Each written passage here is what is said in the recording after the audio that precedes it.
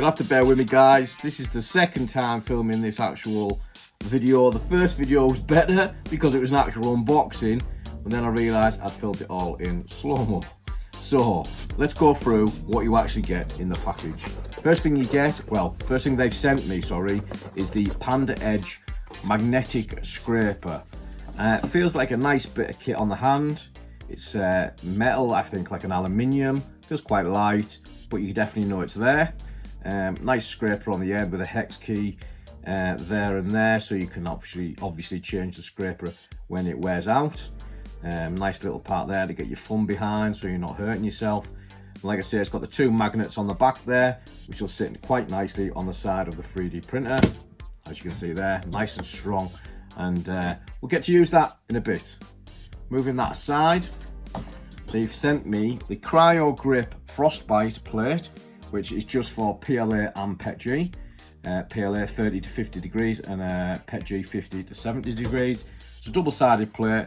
Feels quite rough, which is kind of akin to the Bambu A1 Cool Plate, whatever you call it. I can't remember the name of the thing now, but the Bambu Lab Cool one. And then they also sent me the CryoGrip Pro Glacier plate, which is more for your multi-material, your PETGs, your PLAs, your ABS, PAs, etc, etc. This is a smoother feel and requires a higher temperature to obviously get things moving. Now this plate in particular has what they call a GSI of 8. GSI stands for Grip Strength Index, whereas the CryoGrip Frostbite has a GSI of 10, which I think is the maximum. Yeah, 9 to 10 extremely good adhesion, 7 to 8 means good adhesion, and 1 to 6 means okay adhesion. So let's get this Frostbite stuck on the printer and get this print set off. It's a 7.5 hour print. Hopefully it'll all be standing at the end, unlike the Bambu Cool Plate that I've previously shown.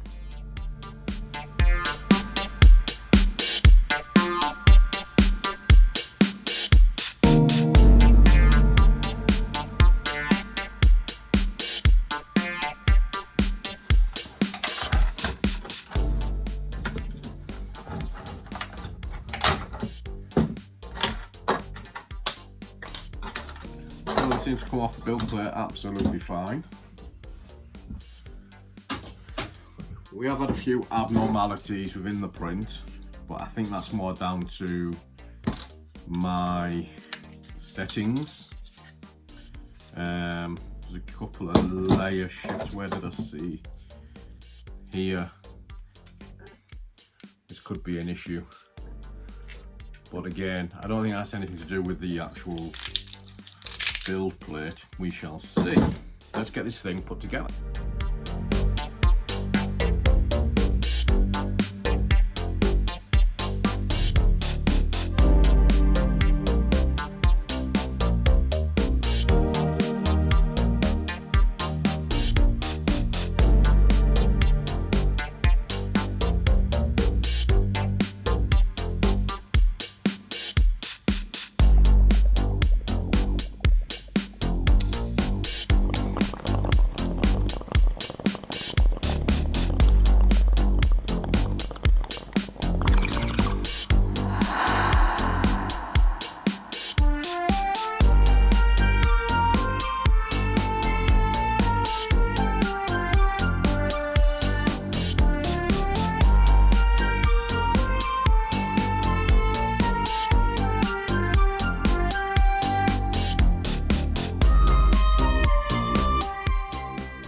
There we have it, guys. The AMS is now all installed.